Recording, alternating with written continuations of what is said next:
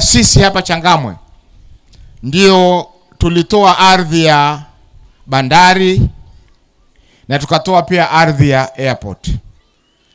Bandari ilikuwa yaajiri watu wengi sana kwetu. Ndugu zetu wengi wameajiriwa pale, hata mkasikia captain amekuwa harbor master, ni kwa sababu ya hiyo. Lakini sasa bandari kuna mipango ya kuiondoa tena, kuitoa mikononi mwetu. Kwa sababu juzi tumeona katika wale management trainees waliochukuliwa, wengi walikuwa si watu wa hapa. Na japokuwa watu wasema kwamba hii is a national asset, lakini ni ardhi zetu sisi ndio tumetoa kuweza kujenga ile bandari. Zamani kabla ya uhuru kulikuwa kuna royalties zinalipwa wazee wetu hapa kwa sababu ya ile ardhi ambayo imechukuliwa na ikajengwa bandari.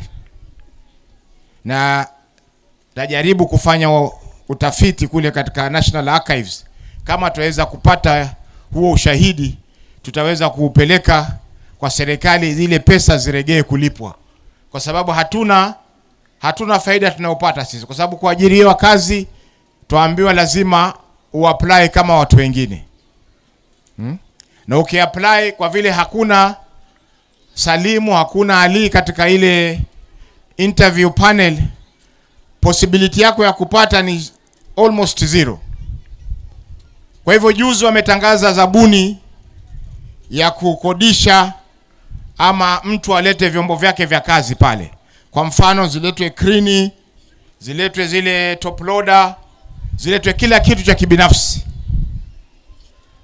Poti badala wanunue vifaa vya kazi, poti sasa yakodisha vifaa vya kazi.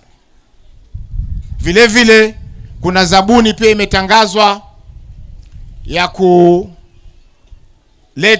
wafanyaji kazi.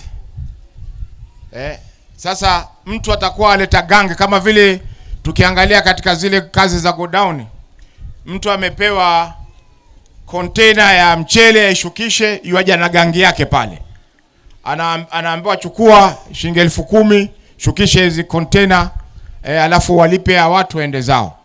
Itakuwa si kaajiriwa na poti, umeajiriwa na kampuni ya kibinafsi ambayo ile ndio inakuwa na contract na KPA kukuajiri wewe.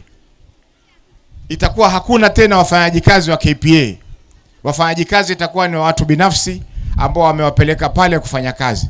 Ukiumia pale ni wewe na tajiri wako. Kama hana bima ya kisawasawa, ina maana kwamba umepoteza nafasi yako.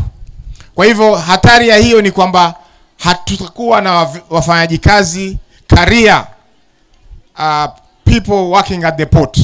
Tutakuwa hatuna wafanyaji kazi ambao ni career zao kufanya kazi pale port. Na jambo lingine ni kwamba hata wale ambao wako sasa pia kuna hatari kwamba wataweza kupoteza kazi zao kwa siku za usoni, kwa sababu wale wakishashika, ina maana kwamba itaonekana kwamba hakuna haja ya kuajiri. KPA ina haja ya kuajiri. Itakuwa ni watu wamepewa zabuni wapeleke wafanyaji kazi pale, jioni wakimaliza watoke. Itakuwa KPA ni kama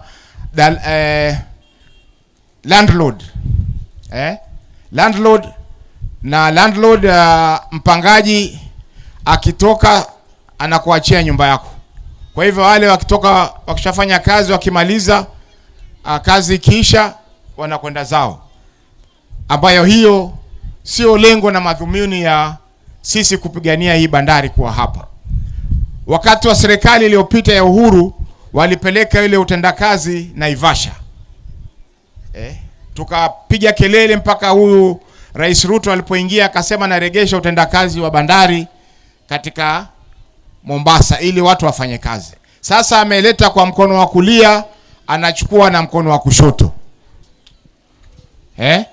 Kwa sababu iwapo bandari haitaweza kununua, KPA itaweza kununua vifaa vya kazi, ama KPA haitaweza kuajiri watu, ni kwamba hizi kazi zitakuwa zimetoka mikononi mwetu, hivyo basi zitakuwa hazina faida yoyote kwa kwetu sisi hapa. Kwa hivyo ndugu zangu, bado tuna changamoto nyingi.